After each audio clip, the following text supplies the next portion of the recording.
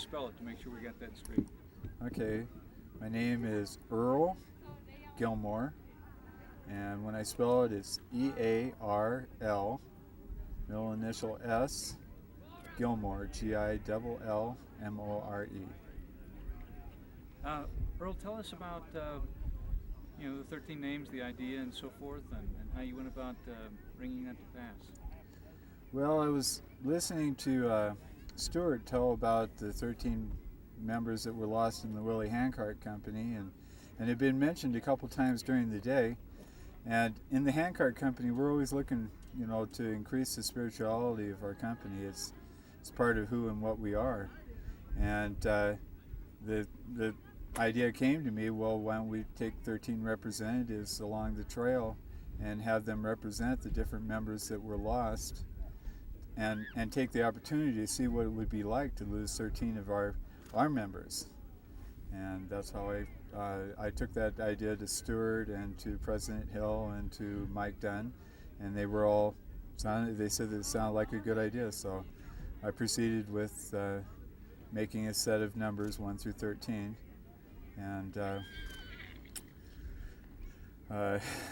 and Was it random in as far as giving those numbers out to individuals, or did you have something well, in mind? I didn't have anybody in mind. I prayed about it. I prayed, and as I prayed about it, I sort of went where the Spirit said. I had people that volunteered, and the Spirit said they weren't the right people, so I didn't go to them. And I'd walk and I'd look and I'd say, well, is this the group? Is this the person? And if the answer was yes, I'd study it out in my heart and my mind. And sometimes when I got the answer yes, I went, no, it can't be that person because I love him and I don't want to lose that one. And there was one in particular that I put off until I was down to 3, and I hadn't had anybody new, and the Spirit kept saying, no, it's got to be Jackie. You got to go back and tell Nancy that Jackie is one of the 13. And so I went back and I was really amazed later with Nancy's response, because her initial response was to cry and say, no, please don't do this to me. And I asked her, would you accept this assignment? And she said, yes, I will. And we cried together for a bit. And she was very sad. I watched every person that I asked, I watched afterwards very closely. And there was a point where she stopped and she just bucked up and said, okay, well, if the pioneers could go on afterwards, I will too. And she came back and told me later that she'd been praying for a spiritual experience, something that made her feel close to what happened to the Willey Handcart Company. I didn't know. I don't know her prayers. All I knew is the Spirit said she was the one I was supposed to talk to. Among others that I went to, another really good example was picking Pam. I'm really close to everybody on the International Handcart, and at first I thought, well, maybe it's Ted, and then the Spirit said, no, it's not Ted, it's a woman. So I thought, okay, well, maybe it's Beverly.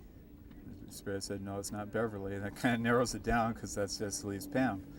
And I walked up to Pam and I held her hand for a moment, and I says, Pam, I'm sorry to tell you this, but you are one of the ones that died along the trail. And we walked along for a moment or two holding hands, and my heart was just so heavy, because I'm really close to everybody there. And I said, don't tell anybody.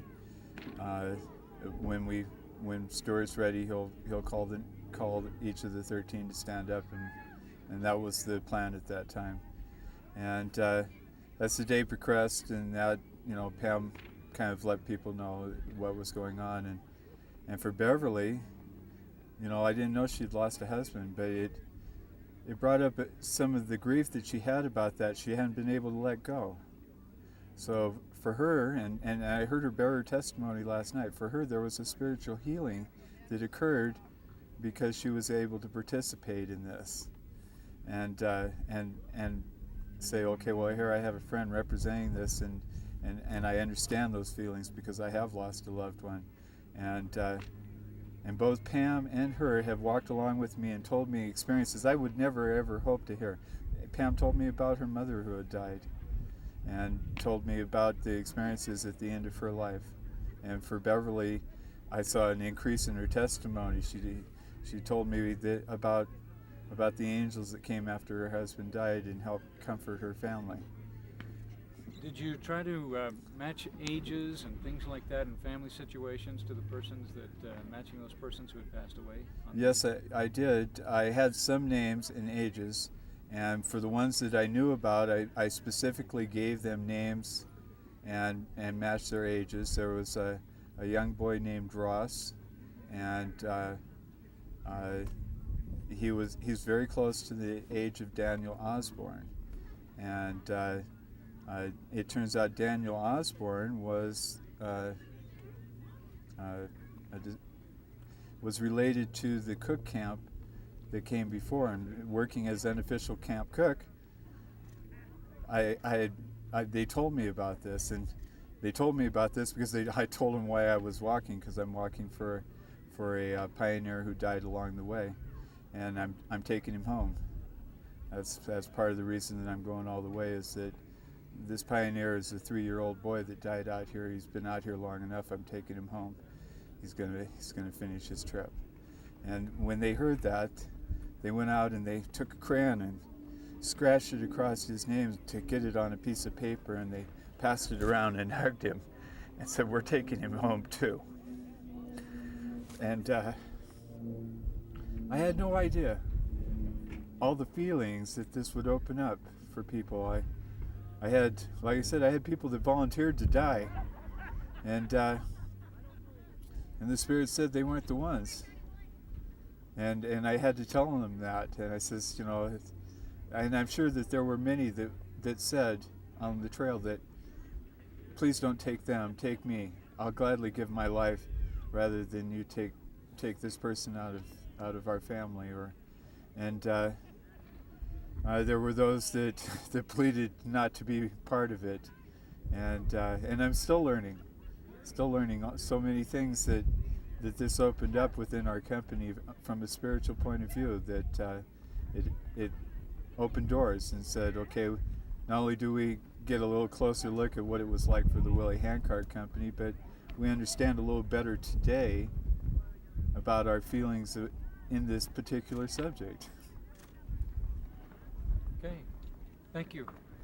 You're welcome. Just